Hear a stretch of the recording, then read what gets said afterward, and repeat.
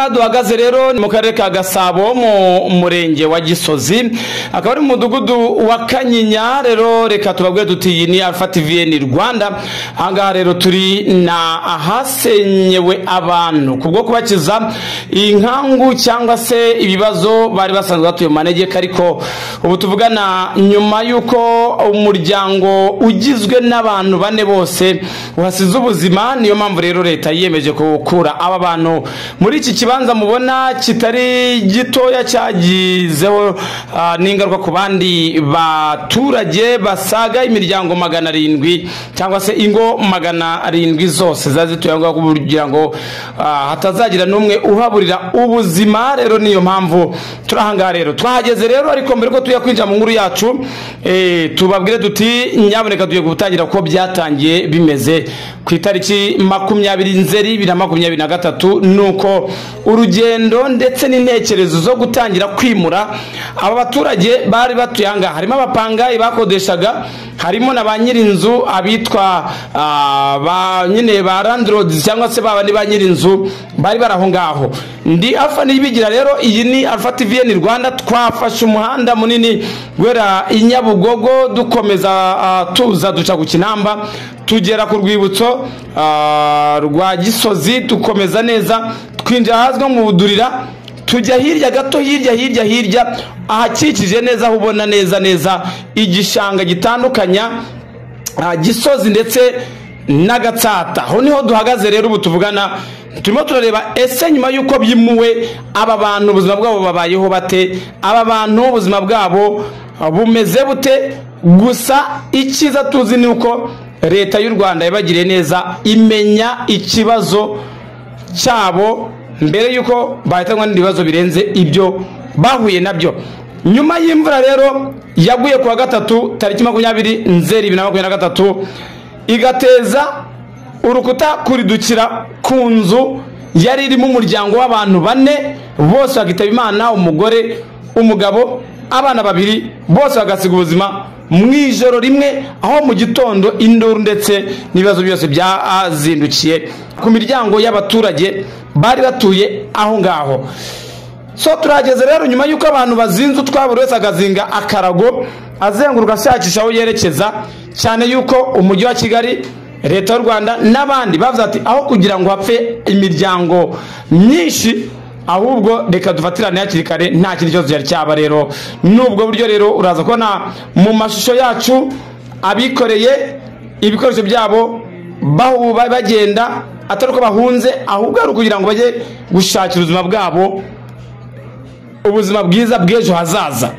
Niyo mpamvu urabona amabati inzu zahiriwe kuri iyo nzu yahirimye, n'abantu bose bari bari aho ngaho ndetse n'inzego z'ubuyobozi zahageze baje kureba. So rero iki ngiki twavuze dukoreshe uburyo bwose budusesengure turebe ese hari abantu babavuga buri wese akavuga ibyo ati nge ndabona gutya na gutya, kubera yuko nyine afite agahinda n'intimba, ariko aho kugira ngo ugire ikibazo cyo kubura ubuzima wagira intimba nayo iri bushire mu gitondo yazigashira umwanya.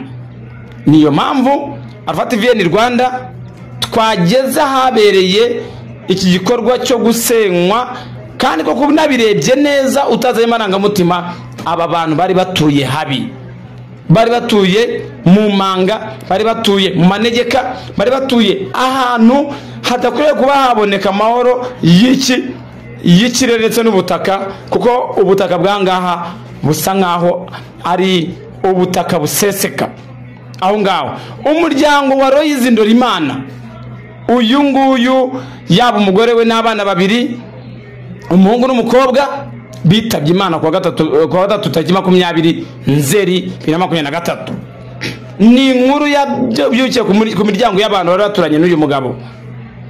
Rero bahise bajyanwa mu burukiro bw'ibitaro bya Kacyiru. Mushiki wa Ndorimana wenyine ubwe bamwita ni wo kwa se wabo, yitwa Musengimana Clementine. Yivugiye ko abana na nyina ari bo ubwabo bahise bitaba Imana. Ndorimana uyu nguyu rero Aroyizi, uyu niwe wapfuye ageze kwa muganga mu bitaro bya Kibagabaga. Ahangaha rero niho tuva duti ese wa mugani koko ni ngombwa ko abantu bakomeza kumva amatangazo ya guverinoma y'u Rwanda avuga ati abantu bari mu manegeka mwegera ahandi hantu mu midugudu bijyane ahantu hatari amanege hatabateza ibibazo ahantu hazima hagaragara yuko mutagira ibibazo.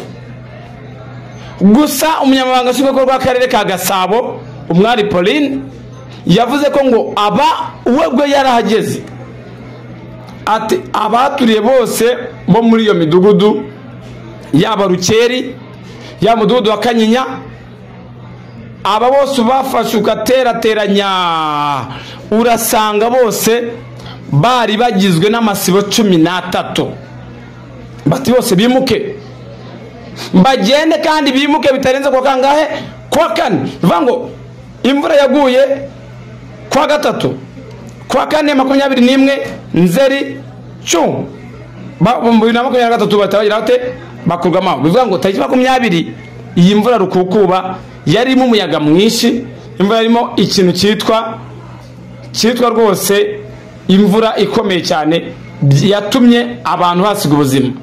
Aha niho rero umwari Pauline uyu nguyu ni meya w'akarere ka Gasabo yavuze ati bagende ati nukuvuga ngo utaribona aho ajya byihuse kuri uyu wa kane azacumbikirwa mu nsengero cyane cyane urusengero rw'Abadivantiste umunsi wa 7 rwara ku Gisozi. Nukuvuga ngo leta iyo yemerewe n'urusengero rw'Abadivantiste umunsi wa 7 rwara ku Gisozi yuko bagomba gucumbikira aba bantu bimuwe ahantu kubwo kurinda amagara yabo. Gusa abaturage ntabwo nyine bamwe bahita babyakira munsi uwo mwanya bacyumviza nkuru kuko bamwe bati ntabwo twiteguye kwimuka uwo mwanya ati kubera ko ntabwo twabona aho tujya ati kandi byibura ukwezi kumwe mwaba kuduhaye tugashaka ahantu tujya kuba ariko ukibaza ni mu bihe by'imvura ibihe by'imvura biba baragenda bigira gute bizonga abantu. Ubwo rero ushobora nguragira ngo ukwezi kumwe imvura yiguye mu munsi umwe hitanya abantu 4 mu muryango umwe kandi muraturanye muturiye ahantu manegeka. Nuko rero ubuyobozi bw'akarere ka Gasabo kabakurinzira ku munwa bati ntibishoboka. Ubwo rero cyakozwe n'iki nuko bahise bazinga twabo buri wese muhanda buri wese azingake agenda cyo. Umwari Pauline meya w'akarere ka Gasabo ati uretse iyi midugudu yavuze haruguru Kanyinya na Rukeri ingo zose muri ako karere biragaragara ko zubatse ku butaka bushobora kuri duka. Basaba ko rero bagera bimuka vuba na bwangu. Iri jambo uyu mubyeyi yavuze ryangare ku gutekereza iyo uhagaze neza mu murenge wa Gatsata ugahagara neza ugambutsa amaso hakurya y'igishanga ureba hazwe mu budurira hari abatuye ku gishanga hatuye hejuru yacyo hari abatuye ku gasozi ku gasongero hari n'abatuye muri izo mande aho ngaho basenye nabwo mu bwigobeko utambika werekeza ku ishyamba usa nk'ugenda munsi kw'iryo shyamba neza urebye ahantu utambitse werekeza nka za Karuma ugende kuri uwo musozi wa Gisozi aho ngaho uragenda ubona amazu ari mu bibazo mu manga y'umusozi ukibaza ngo aba bantu bazabaho gute. Aba bantu ko leta ivuga ati turajya hehe ariko ugasanga abantu benshi baje i Kigali ntago batekereza bati turi Kigali n'uwo twaba turi habi ariko turari ukibaza umuntu acukura tuwarete ubwo bwerero bwe ukabati nihe yazabushyira ukareba ugashaka nazo akadushe ukahabura ukareba azashyira wenda uruzitiro wenda rw'amarembo ukahabura n'ibintu nk'ibyo ngibyo. So rero ni nabyo leta yatangaje uvuga ati twebwe mu buryo bwo kurinda ubuzima bw'abantu turashaka yuko hatazajya undi muntu uvuga ko yishwe n'inkangu cyangwa se n'imiterere mibi y'ubutaka bw'ahatuye ahubwo kugira ngo tugire ikibazo runaka twagikumira mbere uko kiba cyo kuri abantu 4 ni abantu benshi umuryango urazimye, umuryango wa Royizi Ndorimana urazimye. So nuko byagenze rero muri baba rero sasa rero basenye bakuwe mu mazu ko kundi ubuzima bwabo. Hari ababonye imiryango yabo bakayerekezamo, hari abagiye gushaka ubundi buzima handi hantu kuko nta muntu uba ufite ubushobozi bungana n'undi muntu. Hari ababuze aho bajya, hari abagiye mu rusengero nabwo urusengero ntabwo rubamo umunsi wose, cyagiye runaka ugira umunsi ubamo ukagenda, ntabwo wabamo iminsi runaka. Abo rero hari abo twagiye tubona hirya bavuga bati twebwe twabuze ko tubigenza, ariko ubu tuvugana ku munsi w'ejo washize kuwa gatatu twari turi ngo ni tariki 27 kwezi kwa Nzeri 2023 twari turi ahasenywe. Tumenye amakuru ngo ahasenywe, bahasenye gute, ese abahavuye baratekereza iki, byagenze gute. Twagerageje ariko icyadutangaje twisangiye umuryango umwe wibera hepfo yaho nk'ishyamba, wajaje ibiryamirwa uraho ngaho n'ibikoresho byo mu nzu, isafuriya ngariya ngaho imbabura gutyo baraho ngaho niho birirwa niho baryama.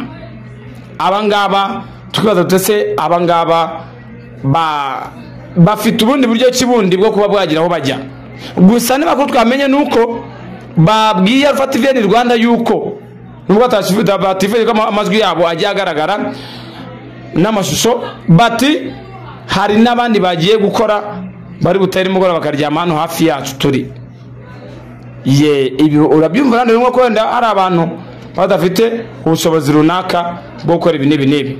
So ngibyo nguko rero ngaha wowe ugiye kwera amaso urebe uko bihagaze uko bimeze, ubundi uratubwira uti cyangwa se abantu ni ngombwa kuko bajya gutura mu manegeka batitaye ku buzima bwabo. Ibuka gukora subscribe ndetse na share na comment kugira ngo abantu benshi bamenye iyo biva niyo bijya. Niyo mpamvu rero mvugani rero TVN Rwanda twahagurutse tukajya kureba uko bihagaze hepfo y'uwo musozi wa Gisozi aho ngaho muri Kanyinya cyangwa se Rukeri. Hari igishanga kibamo amazi, kibamo ibi navuga yuko wenda ari ibiguruka, ibisiga cyangwa se inyoni zitandukanye zazira ngaho, ndetse kandi harimo n'abaca muri icyo gishanga mu buryo bw'ubwato bambuka baza mu kazi hano mu karere ka Nyarugenge, cyane cyane by'umwihariko Nyabugogo mu mujyi n'ahandi. So ndava nibigira ikaza kurikirana ibyaya mashusho niza ko yagiye yabona bakuzenda reba uko bihagaze, ariko ntabwo byoroshye cyane.